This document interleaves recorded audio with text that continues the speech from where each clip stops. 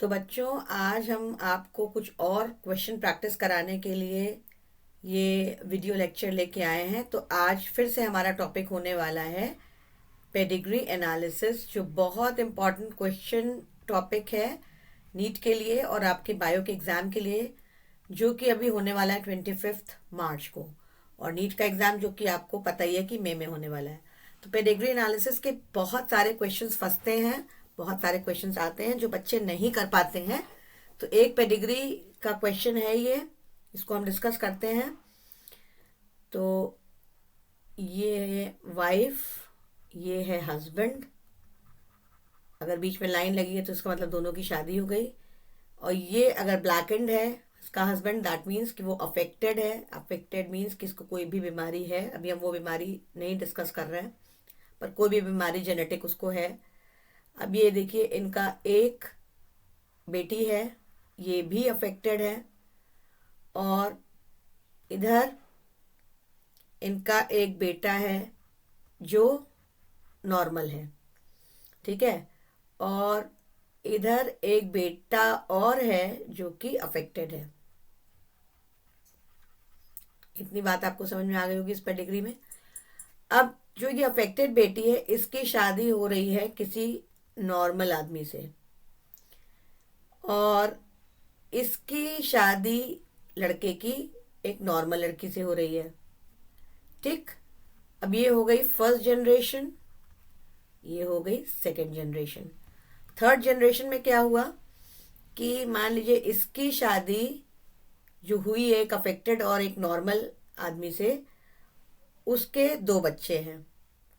ये एक लड़की है जो कि अफेक्टेड नहीं है, और ये एक लड़का है जो कंप्लीटली नॉर्मल है, ठीक है ना। तो ये आप लोग को पता ही होगा कि नॉर्मल क्यों है, क्योंकि यहाँ पर आपको, इसको हम प्रॉपरली नॉर्मल बनाते हैं, ये नॉर्मल है, ठीक है। और इनका जो है, इस जो नॉर्मल लड़की है उसकी शादी एक नॉर्मल लड़के से होती है। अब इनके जो बच्चे हैं वो तीन हैं, जिसमें से एक लड़का है जो कि अफेक्टेड है, फिर एक लड़का है वो भी अफेक्टेड है, और एक लड़की है जो कि नॉर्मल है। तो ये हो गई थर्ड जनरेशन, ये हो गई फोर्थ जनरेशन। और यहाँ पर जो शादी हुई थी, दोनों नॉर्मल थे, तो वहाँ पे क्या हिसाब है कि एक बेटी है जो कि नॉर्मल है और एक बेटा है जो कि अफेक्टेड है। इसको हम लोग छोड़ देते हैं, या कर सकते हैं इसको भी। चलिए, इसकी शादी हम एक नॉर्मल लड़की से कराते हैं, और इसकी शादी नॉर्मल कराने के बाद इनके जो बच्चे होते हैं वो कंप्लीटली नॉर्मल होते हैं, ठीक। तो ये पेडिग्री है, और क्वेश्चन ये है कि इसका जो इनहेरिटेंस का पैटर्न है वो इनमें से कौन सा है। तो पहला है, चॉइस दी गई है आपको, ऑटोसोमल डोमिनेंट। दूसरी चॉइस दी गई है एक्स लिंक्ड रेसेसिव। तीसरी चॉइस दी गई है एक्स लिंक्ड डोमिनेंट। और चौथी चॉइस दी गई है ऑटोसोमल रेसेसिव। तो ये भारी भरकम क्वेश्चन देख के जिनको नहीं समझ आता है बच्चों को, उनको बड़ा कंफ्यूजन होता है कि ये सब क्या चीज़ें हैं, क्या डार्कन्ड हुआ है, क्या सब है। लेकिन पेडिग्री बनाते हुए आपको पेडिग्री हमने अच्छे से एक्सप्लेन कर दी है। तो सबसे पहले जब भी कभी इस तरीके का क्वेश्चन आप देखें, जो कि ज़रूर ज़रूर से आना है, इसमें आप ये ज़रूर देखें कि कितनी जनरेशन है। यहाँ आपको 4 जनरेशन दिख रही हैं। और सेकेंड चीज़ जो आपको देखना है वो ये देखना है कि लड़के और लड़कियाँ अफेक्टेड हैं या नहीं है, ठीक है। क्योंकि किसी भी जेनेटिक डिजीज को हम 2 पार्ट में डिवाइड कर सकते हैं। एक तो हो गई सेक्स लिंक, जो स्पेसिफिकली एक्स लिंक्ड होती है, और दूसरी हो जाती है ऑटोसोमल, जिसमें म्यूटेशन नॉर्मल क्रोमोसोम या ऑटोसोम्स में होता है, और एक्स लिंक में किसी भी सेक्स क्रोमोसोम यानी एक्स क्रोमोसोम में म्यूटेशन होती है। तो हमको क्या देखना है, सबसे पहले बताया कि कितने लोग अफेक्टेड हैं। तो यहाँ पे आपको कितने, इस पूरी पेडिग्री में कितने लोग अफेक्टेड दिख रहे हैं, 1 2 3 4 5 6। 6 में से आपको कितना दिख रही है, एक लड़की अफेक्टेड है, एक लड़की अफेक्टेड है और 5 लड़के अफेक्टेड है। तो आप ये नहीं कह सकते कि सिर्फ लड़कियां या सिर्फ लड़के अफेक्टेड है। तो ये केस जो होता है, यहां से आपको ये पता चल गया कि ये बीमारी 100% क्या है, ऑटोसोमल कैटेगरी में आती है। क्यों? क्योंकि सेक्स लिंक्ड जो इनहेरिटेंस होती है वो 2 प्रकार की होती है, एक्स और वाई, क्योंकि 2 ही हमारे पास सेक्स क्रोमोसोम्स होते हैं। तो एक्स लिंक्ड क्रोमोसोम्स में ये होता है कि ज्यादातर केसेस में मेल्स अफेक्टेड होते हैं, ज्यादातर, फीमेल्स भी होती है लेकिन कम। और वाई लिंक में भी ये जो इनहेरिटेंस होती है वो वाई क्रोमोसोम सिर्फ मेल से मिलता है, तो ये मेल टू मेल ट्रांसफर होता है, मतलब फादर टू सन। और एक्स लिंक जो होता है वो मदर टू सन होता है, ये जो होता है वो मदर टू सन होता है, और ये वाला जो इनहेरिटेंस होता है ये होता है फादर टू सन। ठीक है। तो अब क्या होता है कि माँ अगर अफेक्टेड नहीं है और अगर कैरियर है, मतलब कुछ इस तरीके का उसका हिसाब किताब है कि इस वाले क्रोमोसोम म्यूटेशन है, तो ये वाला एक्स क्रोमोसोम अगर फीमेल के साथ, दूसरा जो फादर है उसके वाई क्रोमोसोम के साथ मिलता है, तो कॉम्बिनेशन ऐसा बनता है। तो चूंकि मेल्स के पास केवल एक ही एक्स क्रोमोसोम होता है और उसके अंदर म्यूटेशन हुई तो वो अफेक्टेड माना जाता है। और फीमेल्स एक्स लिंक्ड में क्यों नहीं अफेक्टेड होती है ज्यादा, क्योंकि उनको अफेक्टेड होने के लिए 2 क्रोमोसोम चाहिए। तो एक क्रोमोसोम में अगर गड़बड़ी होती है तो वो कैरियर होती है, अगर दोनों क्रोमोसोम गड़बड़ होंगे तभी वो अफेक्टेड होंगी, और वो रेयर होता है। वो रेयर क्यों होता है, क्योंकि एक एक्स उनको गड़बड़ी वाला अपनी माँ से मिलना चाहिए, यानी माँ अगर कैरियर है और फादर अगर अफेक्टेड है तो ही जा करके वो एक्स लिंक्ड बीमारियों से ग्रसित होंगी। तो ज्यादातर केसेस में मेल्स ही अफेक्टेड होते हैं। तो यहाँ पे हम देख रहे हैं कि फीमेल्स भी अफेक्टेड है और मेल्स भी अफेक्टेड है। तो इसका मतलब क्लियर हो गया, एकदम क्लियर हो गया कि ये कौन सी डिजीज है, ऑटोसोमल है और एक्स लिंक्ड नहीं है। क्योंकि अगर ये एक्स लिंक्ड होती तो ये सिर्फ और सिर्फ ज्यादातर मेल ही अफेक्टेड होते हैं, फीमेल्स अफेक्टेड ना के बराबर होती है। तो हम देखते हैं, तो ये देखिए यहाँ पर ये चीजें, तो हमने उसको शॉर्टलिस्ट कर लिया कि ये दोनों पॉसिबल नहीं है क्योंकि डिजीज एक्स लिंक्ड नहीं है। नेक्स्ट स्टेप हमको ये पता चल गया कि ये ऑटोसोमल है। अब डोमिनेंट है या रेसेसिव है ये पता लगाना है हमको। तो फर्स्ट उसमें देखिए, फर्स्ट जनरेशन में इसमें देखिए फीमेल जो है अनअफेक्टेड है और मेल अफेक्टेड है। तो फीमेल अनअफेक्टेड है, इसका मतलब हर हाल में उसका जीनोटाइप स्मॉल ए होगा, अगर हम इसको ऑटोसोमल मान रहे हैं तो। और मेल चूंकि अफेक्टेड है, तो मेल अफेक्टेड है, इसका मतलब ये हुआ कि आइदर वो कैपिटल ए स्मॉल ए हो सकता है या कैपिटल ए भी अफेक्टेड हो सकता है। ये हम बता रहे हैं डोमिनेंट के केस की, ठीक है।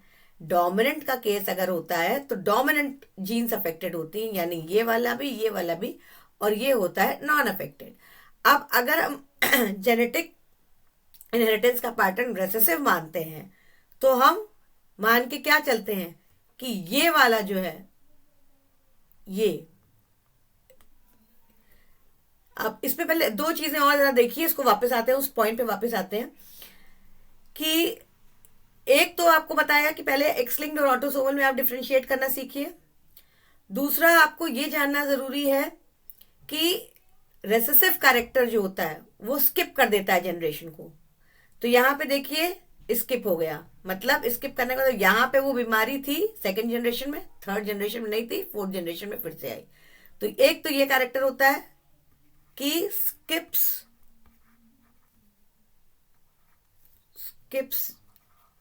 जनरेशंस।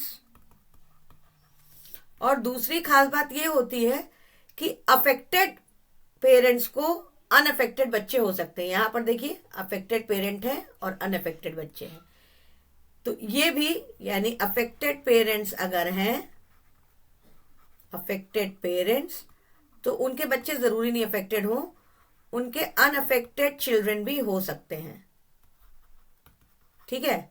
और इसका उल्टा भी हो सकता है, मतलब कि पेरेंट्स अफेक्टेड ना हो इस केस में, सेकेंड जनरेशन में देखो, लेकिन बच्चे अफेक्टेड हो सकते हैं। तो हर हाल में ये डोमिनेंट नहीं है, ये क्या है, ऑटोसोमल रेसेसिव है। इसको हम क्रॉस करा के भी देख सकते हैं। इसको क्रॉस कराने के लिए मान लीजिए हम लेते हैं, किसी भी जनरेशन को ले लेते हैं,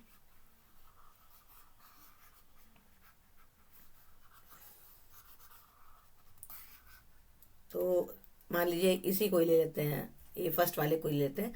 तो वाइफ देखिए एकदम नॉर्मल है और हस्बैंड अफेक्टेड है।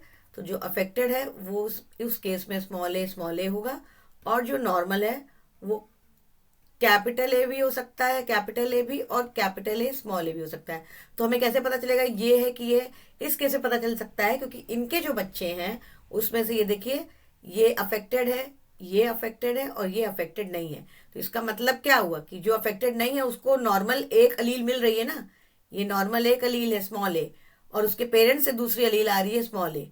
इसका मतलब ये कैपिटल ए नहीं होगा, क्योंकि कैपिटल ए और कैपिटल ए होता तो हर हाल में 100% आपको ये जीनोटाइप मिलती, कैपिटल ए स्मॉल ए, और कैपिटल ए स्मॉल ए का मतलब सब नॉर्मल होते हैं, पर यहाँ पे सारे नॉर्मल नहीं है, क्योंकि कुछ अफेक्टेड है। इसका मतलब फादर जो है वो हेट्रोजाइगस होगा।